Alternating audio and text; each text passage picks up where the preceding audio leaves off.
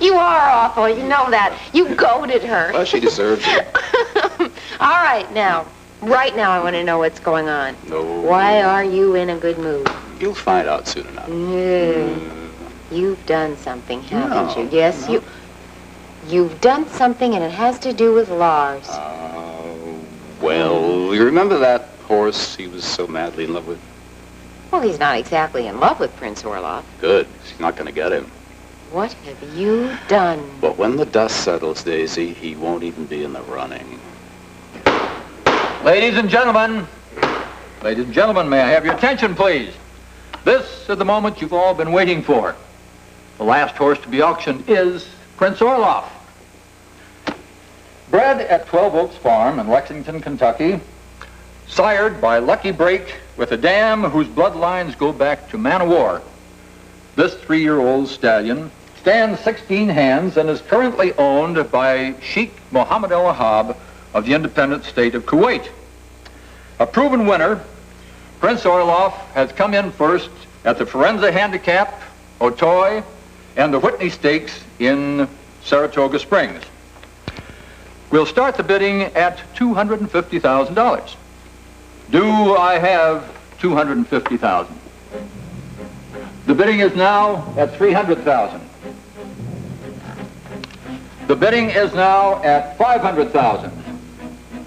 $500,000. The bidding is now at $600,000. The bidding is now at $650,000. The bidding is now at $700,000. The bidding is now at $1 million. $1 million.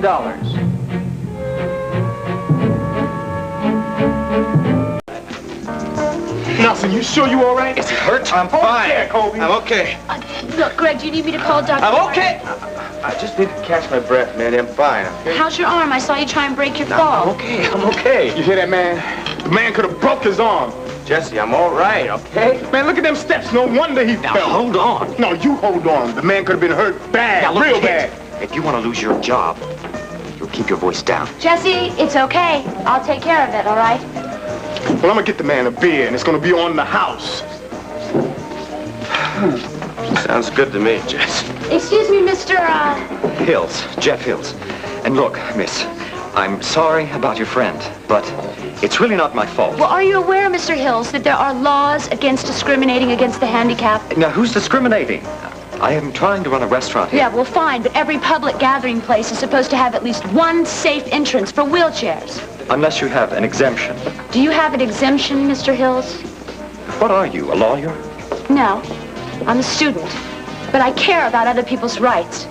Are you aware that there's a committee organized at the university that boycotted a movie theater last year because they failed to install wheelchair ramps? Now, look, miss, I don't own this place. I only run it. Well, then you must be prepared to lose about 3/4 of your customers because the majority of the people that come to this place are from the university. Dr. Chuck Tyler. Angie? Hey, you all right? Check your office. Dr. Wharton, thank you. Hey, what's wrong? I don't know. I just Take a glass of water. Well. Take some water. Thank you. Hey, look, I don't mean to be drumming up business here, but when was the last time you had a good checkup? September, I think. It was right before school started. Who's your doctor? Dr. Martin. Well, can I suggest you give him a call right away and get in to see him?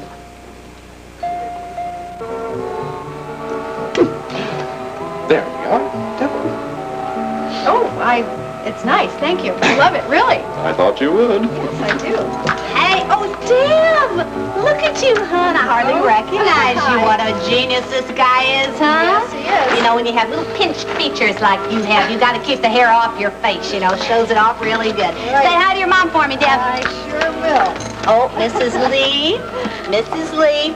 Today is your lucky day. Why? You have been chosen to be the recipient of an absolutely free facial.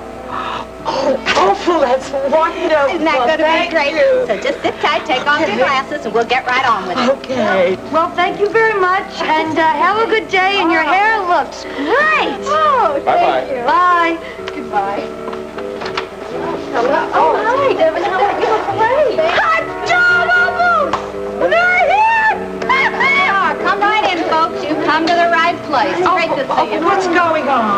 Now, Mr. Jymm, would you pull some chairs up over here so that our guests can have a place to sit if they want? Absolutely. Ethel, let's put on some coffee, hon. Oh, I already did it, Opal. Welcome to Opal's Glamorama, the unisex beauty spa for Pine Valley's beautiful. Wait a minute. What's happening? Well, hon, I'm giving a press conference. That's what's happening. A press conference? How do I look? Be quiet. You're not running for town council. You mean that this is going to be on television? I told you this was your lucky day. Now, before I begin, I'd like to introduce my volunteer assistant to you. This is Mrs. Lee. Now, first I'm going to demonstrate a facial, and then I have a very important announcement to make.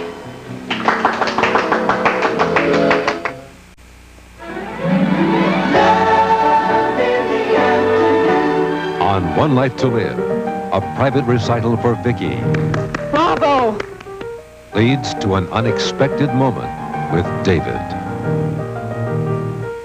And on General Hospital, a desperate killer is caught off guard as Monica and Bobby see a chance to escape. But can anyone survive? The danger continues. One Life to Live, General Hospital, weekdays. Here you go, Nelson. Ooh, On the house. Thank you, partner. Appreciate it. You know, you really scared me to death there, you know? Okay. Yeah? You know what it reminded me of, man? You remember that game we played with Center City? Which one? The one where you got tackled, man. You wound up on the bottom of the pile? That was deep. Yeah, I remember that. So what are you going to do about it? I'll call the carpenter tomorrow and have him start building a ramp. Thank you, Mr. Hills. You're welcome. Amanda, could you wait a minute? What do you want? I wanted to say that I was very impressed at the way you defended Greg. So? So I'm glad you didn't blame the fall on me. Well, of course I wasn't. It wasn't your fault. The steps were dangerous. Since when did you become such a crusader? I'm not, Liza. It just makes me mad when people discriminate, that's all. Against anyone. Or Greg in particular. Oh, what is that supposed to mean? You have a thing for Greg, don't you? You are unbelievable. You and Greg. What's so funny? Well, I just never thought about you and Greg. I don't want to talk about it with you. Why not?